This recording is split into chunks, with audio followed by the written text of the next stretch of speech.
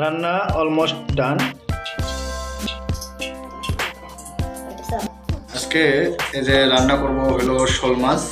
এটা ওর বাবার বাসা থেকে দিয়ে পাঠাইছে আমার শাশুড়ি আম্মা।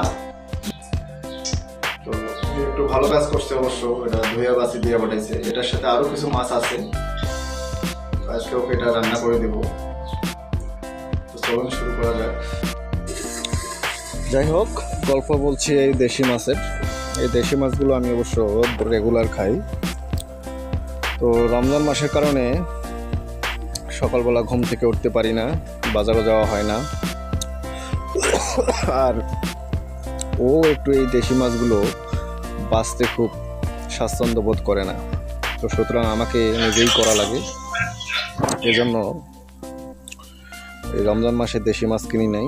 তো যাই হোক, ওর বাবার বাসার থেকে পাঠাইছে, তো সুন্দর করে রান্না করি। তো আমার মশলাগুলো অলরেডি ভাজা হয়ে গেছে, সেদ্ধ হয়ে গেছে। তো মাছগুলো দিয়ে আলু দিয়ে একটু নাড়াচাড়া করতেছি। শুরু থেকেই বলে রাখি, আমি মাঝে মাঝে এই রান্নার ব্লগ ভিডিওগুলো বানাই, তবে আমি কোনো রন্ধনশিল্পী না। আমি আমার জন্য যেভাবে খাই সেভাবেই আমি তৈরি করি, আমাকে কেউ ফলো করতে যায়েন না। যাই হোক, এই যে আমি মশলাগুলো দিয়ে মাছগুলো এভাবে তৈরি করলাম।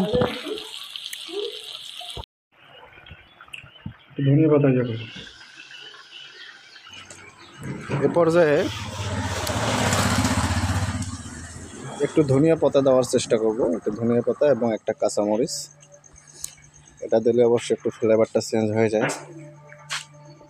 তবে ধনিয়া পাতার শীতকালীন যে স্বাদটা পাওয়া যায় এখন কিন্তু সেটা নেই। রান্না অলমোস্ট ডান।